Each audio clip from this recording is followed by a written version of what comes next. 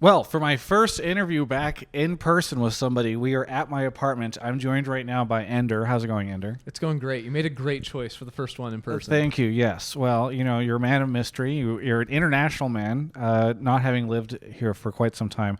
But for those that don't know, this is my sort of sit-down story series where I talk to somebody about their path in esports, what's going on with them. Of course, this video is brought to you by Alienware. Ender, you live in Los Angeles now. Yeah. And I did not realize this. You grew up in this area. Yeah. I'm from up in the Santa Clarita Valley, so Magic Mountain. That's the attraction for Yes. it. Not much else to do there. Well, I think for those that don't know, you and I think we've interacted and talked together at events, but this is the first time that we are truly hanging out. And I think it's funny because obviously I became familiar with your work from the LEC, and obviously you have an American accent, so I was pretty confident you were from here. I did not realize you grew up 30 minutes away from where I live now. Yeah, and I'd come down to LCS a few times in person, so I feel like I've seen you before, but I'd never spoken to you in person or anything like that. Yeah. Yes. So, well, regardless, okay. So, what is your sort of backstory? I mean, how did you grow up in this area, and how did you get into gaming? Well, gaming was a interesting one for me because I'd played my first games were on the Game Boy Advance, and I remember the first video game I ever played was Secret Agent Barbie Girl, which was a banger. If anyone has played that game, phenomenal experience. But I played sort of casually like that. Played some single player games. I eventually started getting really into Elder Scrolls games. So I was always sort of the single player adventure focused person up until high school when all of my friends tried to convince me for a year plus, play League of Legends. It's such a sweet game. And this is 2012 we're talking. And I'm nah. I look at the graphics. The graphics are terrible. I play, cultured games like Skyrim. That's the graphics beautiful. Why would I want to play a competitive game? But eventually I caved right at the end of 2012, right when Elise came out is when I started playing the game, and I was hooked pretty much immediately, and I made it my mission to become better than all of my friends at that game. Gotcha. So you had not really played very many competitive video games before then? Not at all. Okay. I think the only online game I would have played was a PlayStation 3 online shooter game called Warhawk, but that was very casually again, and no one knows what that game is. Sounds familiar. I'm going to interrupt. From this angle, you're kind of hiding your face with the microphone. Yeah, Left that's what I was worried about. Bring it down. Just Okay. Thank you. hold it more. Sure. I'm glad you interrupted for that so that we could find it. Okay. All right. So then you grew up in LA, and I kind of wonder, if you had enjoyed video games so much, there's so many video game companies in this area. Did you know you wanted to work in video games? Sort of, yeah.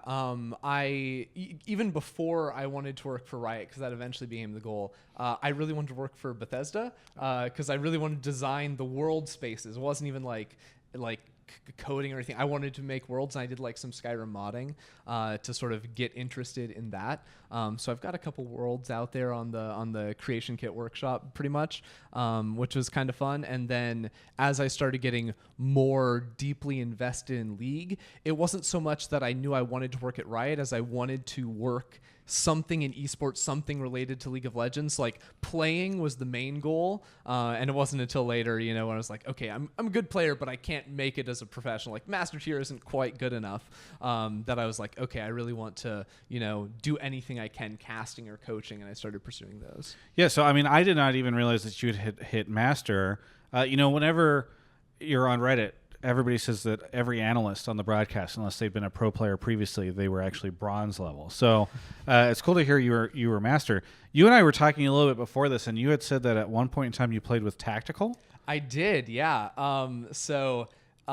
We actually met because I played in High School Star League, which for the people that don't know, it's high school League of Legends event that is it was 800 or so teams across NA, it's US and Canada. I remember where they were from. And my team, I wasn't on Tactical's team. We were both, I think he went to high school in the LA area too. Gotcha. And both our teams made it to the Final Four. and there was a third high school team called Temple City, and basically all three of our schools were in the LA area. So we went to like a few lands and like played against each other. We played against each other in HSL as well. And when my team got knocked out, we got 4th place because our AD carry had to go on vacation, and I'll always be upset about that. I basically said, okay, I'm gonna make a super team. So I got me and my mid laner Nick Tam. I got Tactical and his support at the time, and a top laner from Temple City, and made a super team and went and crushed a LAN or two, and made some money against no competition because we were the only good teams. Nice. I mean, it's so funny to hear that you were a part of sort of, obviously not the LCS scene, but the local League of Legends esports crew here in LA. How did you end up going from doing something, I think a lot of people would have assumed, okay, you're doing this stuff in LA, you're competing, you're whatever, you're going to end up doing something for the LCS. But instead you ended up over in LEC. So how did that end up happening? That was basically just looking for the opportunity, because LCS had their, designated color casters for quite some time. And at the time I'd gone through this phase where I worked as a referee for Riot for a little bit. I then became a playtester for about 8 months, and I just saw a tweet from Quickshot. It wasn't even like I went through Riot channels and were like, hey, I really want to be no, it was a tweet from Quickshot. We're looking for a new color caster. Send us a VOD of you casting. Basically, it was just an open call, and I'd actually applied twice through the careers website as a shoutcaster and never gotten a response or anything. So I don't know if they just never read my thing or they thought I was bad then.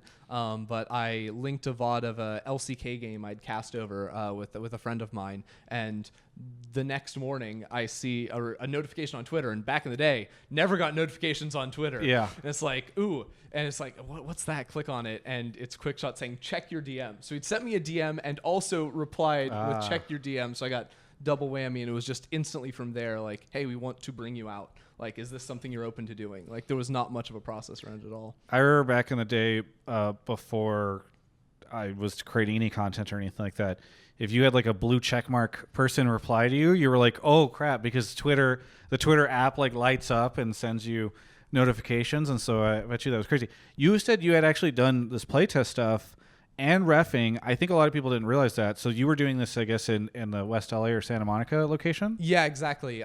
So the way it kind of worked is right after I graduated high school in 2016. And I was originally going to go to UC Santa Cruz. Okay. But then I was like, hey, Mom, Dad, I'd rather take a gap year and pursue this casting thing.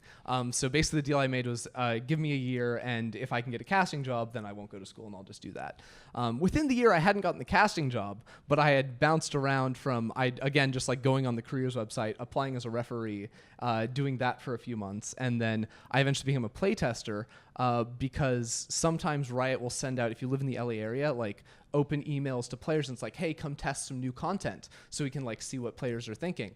So I got in on one of those, and Nathan Blau, now a streamer working for Among Us as well, but formerly did insights at Riot Games. I demolished everyone in the playtest. I was much higher rated than any of them. And he's like, hey, have you ever considered being a playtester? You should totally apply because we're looking for new people.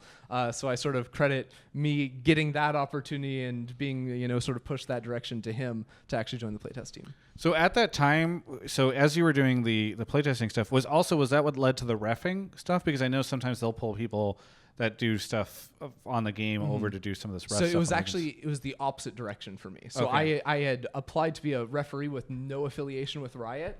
And it was at a time that they were looking for like outside hires for referees, because I guess not a lot of people wanted to do it that were in Riot themselves. But that was amazing because it was like the first, I'd never actually left the country before in my life, and there was back-to-back travel. So right before MSI 2017, where I was going to go to Rio for that, my first time out of the country, I got to do a casting gig for Compete League. They were holding it in Canada, and it was like, it wasn't paid or anything, but the owner just really wanted to do like an in-person event, so he paid for everyone's flights and like all the accommodations when we got there. So I went to Canada the first time out of the country, then came back for one day, and then left to Rio. So it was just a whirlwind of events. So you are probably in the background of a bunch of stuff. What were all the things that you refed? So you refed at LCS? Yeah, so my claims to fame at LCS. The first one was I was on stage for the very first Chrono Break of all time, Ah. and I didn't even know Chrono Break existed. Flashes, gets his Misfortune E down with the ultimate, so that's essentially the combo, but then Smoothie just turns it around to get the knock up onto Lemon.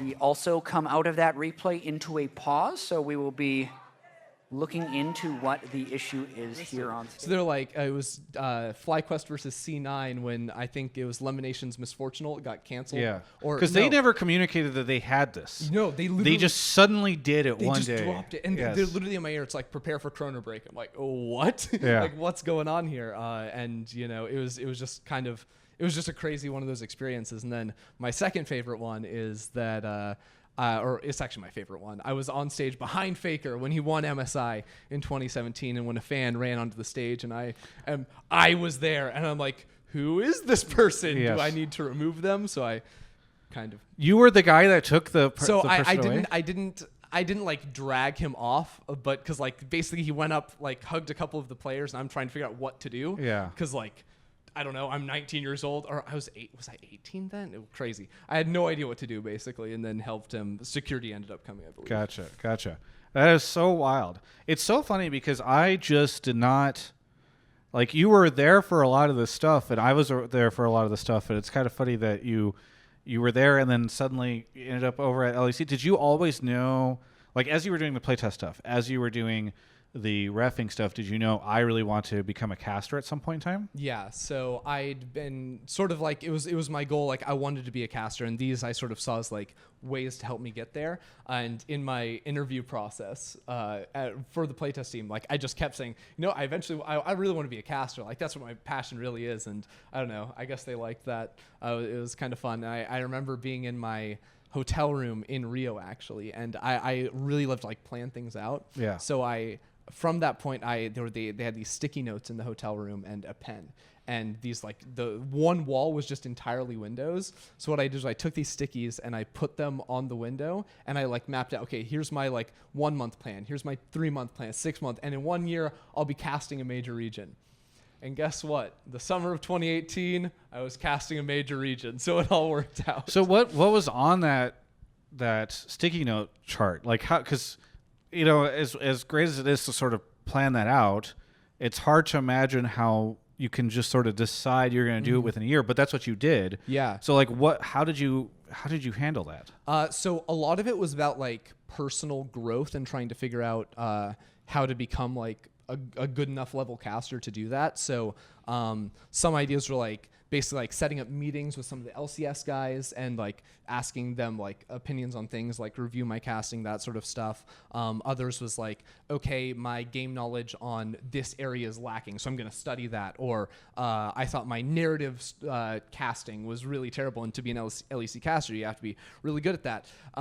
So I was like, okay, who's really good at it? Papa Smithy is so good at, you know, weaving stories in. So I went and reviewed all of his casts. I wanted to use stats more. I'm like, Jat's great at that. I want to review his. So it was a lot of that where it's like, okay, figuring out the areas that I'm a little bit weaker in and then trying to make it good. So did you, who did you end up talking to on the LCS side? Because you're like this ref at this point in time. Refs are great, by the way. Not trying to say anything against refs, but like it is a big difference between being like in terms of distance from the casters than say being like a producer or working on the show directly in terms of the broadcast. So like, how did you approach these guys and who did you talk to? So I spoke to a few different people. I know I spoke with Azael, Zyrene, Dash, and Captain Flowers. Me and Captain Flowers actually cast one event together right before he joined Riot for a Compete League, which was fun. And then like some of the producers as well. And it was really nice because my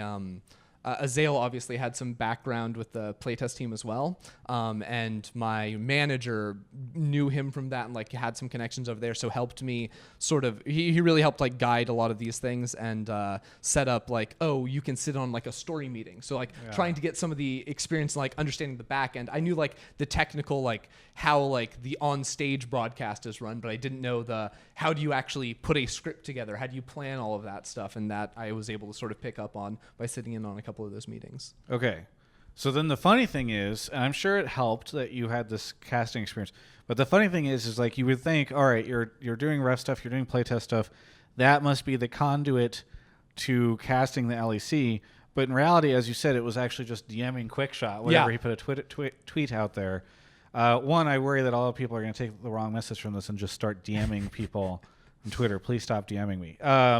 But I think it's fascinating that was kind of how you ended up doing the LEC stuff. So what was it like when you?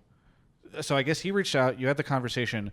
When did you know that you were going to get this and you were going to go to Berlin and like this was the next stage in your life? Honestly, right after that first conversation.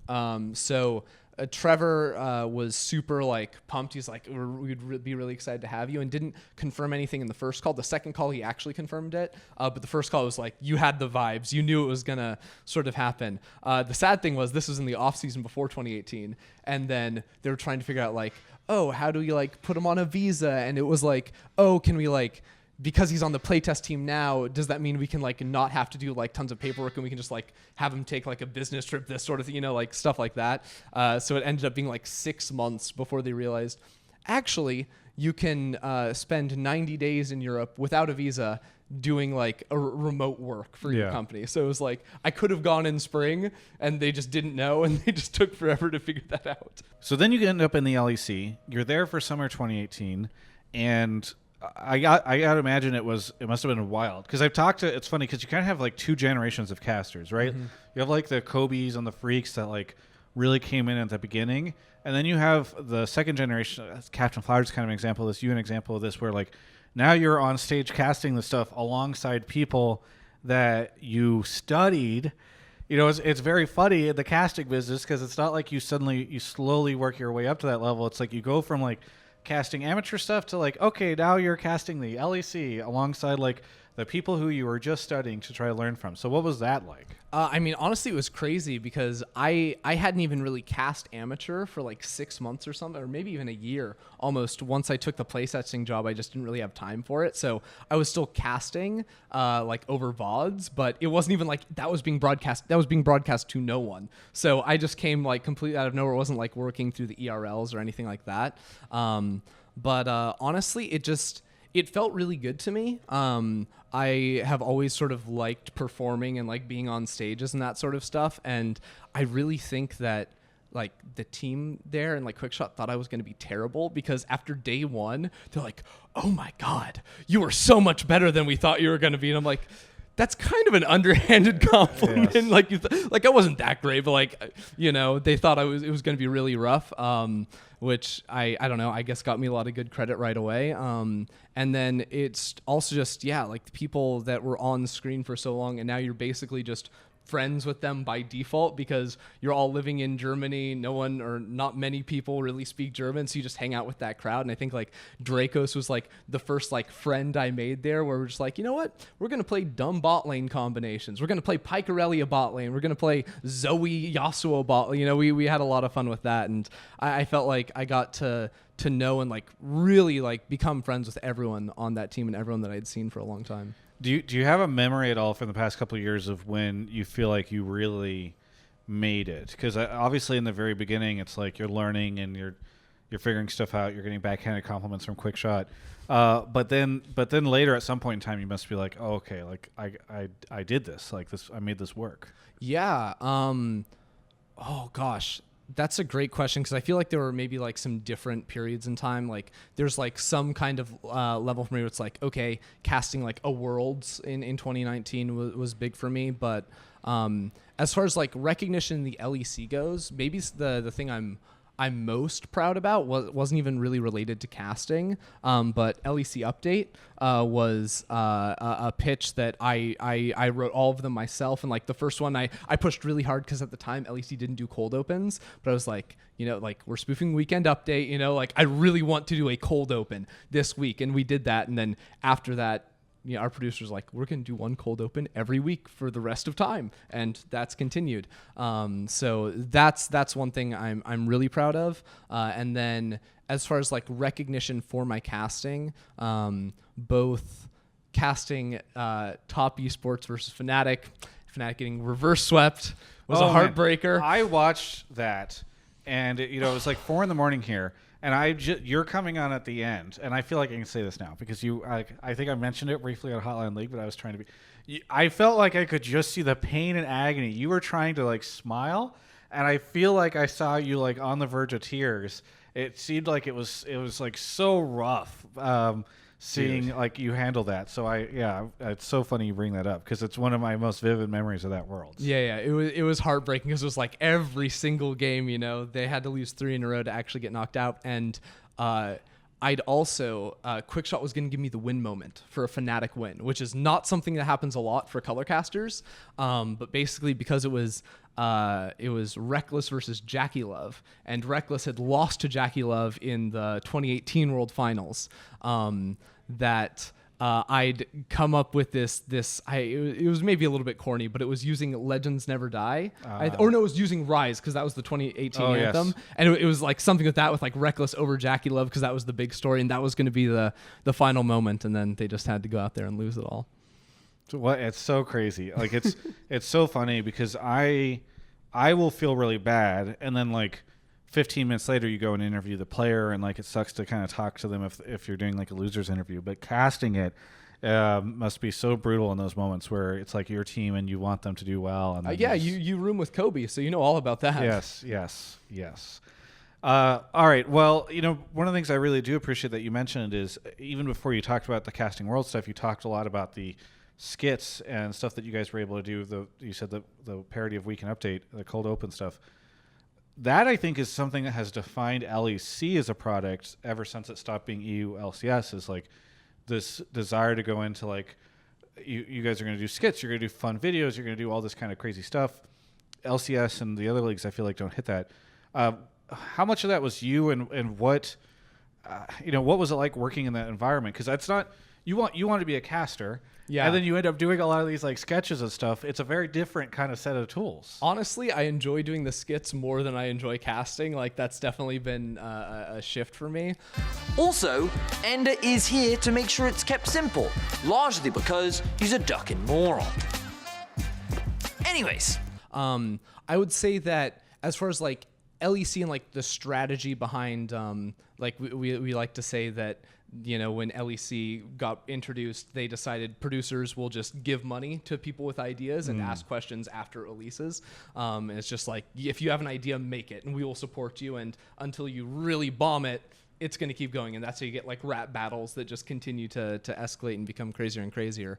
But as far as me individually, I had like a few, for cold opens in particular, less so like the publishing and like the big grander scale videos. I did write a lot of those. And it actually all started not just with Weekend or with LEC Update, but with Between Two Iverns. I really, really don't like you. I'm just trying to do my job, man. Try harder. Yes. Which would never have happened had I not been stranded in LA because of visa reasons. So at the start of 2019, again, this was like actually trying to get me a visa. I was like delayed by like 5 or so weeks. And they sort of said like, oh, we still want to get you on the show. So like come up with like a pitch for like a content thing you can do, like a patch review or, a champion breakdown. And, we'll get you like a microphone and like we'll record something for, like, I'd rather do Between Two Ferns and my take on that. So that was super fun, and we got like a whole recording crew out here. I wrote, produced, acted, did everything. It was kind of fun, and that sort of spiraled into now people think I'm kind of funny, and they'll let me write more and more things. So I think my favorite skit that I ever made was the Star Wars parody, if you ever saw that. But it was all about it was like the LEC end of season, and we just took like the Star Wars plot and had some great scenes with Froskerin as Padme and me as Anakin, and don't touch me. That was very, it was not bad, but it was very like by any means, it was funny to me how much I was like, oh my God, they're jumping the shark now. Like it's so funny to see how that stuff went, and people loved it. I loved it. It was fantastic. It's just so funny. It's how you guys continually pushed, I think, since 2018 into 2019 to just really, really do this stuff. Okay, so everything's going great. You're doing all this great sketch stuff. You always wanted to be a caster. And then in the middle of 2021, you announced you're leaving the LEC and you're coming back to LA. Yep. So obviously, like that is something that does, like the amount of casters who have retired, especially ones that haven't retired, to be like, I'm going to go manage or coach a team, very, very slim. So I'm sure a lot of people are wondering, like, what was it that really made you feel like it was time for you to leave the LEC and pursue other stuff? Yeah, I mean, honestly, there were a lot of different, reasons to leave and a lot of reasons to stay, because I really did enjoy working on that show, and you can see I'm still, calling in and doing what I can from here. A big reason was with COVID. In 2020, I'd actually planned to spend like half of the year in Germany and half of the year back here, and like do work here, see friends and family and all that. In LA, and COVID shut down all of that traveling. So being like homesick and missing out on a lot of opportunities in LA was definitely a big factor. That's another thing that I think people don't appreciate maybe as much as being a freelancer in Europe.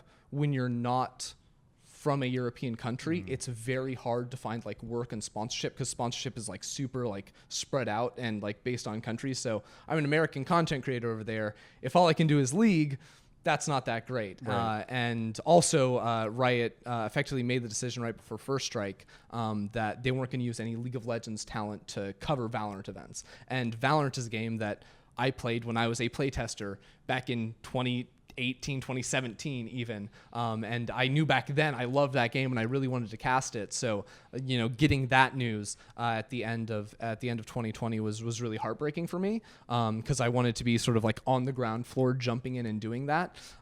So, if I was to stay in Europe, I would just be doing LEC. I would kind of be like trapped into only doing that level of content. And I was at a point in my life where I was missing home and I wanted to branch out and do a lot more things.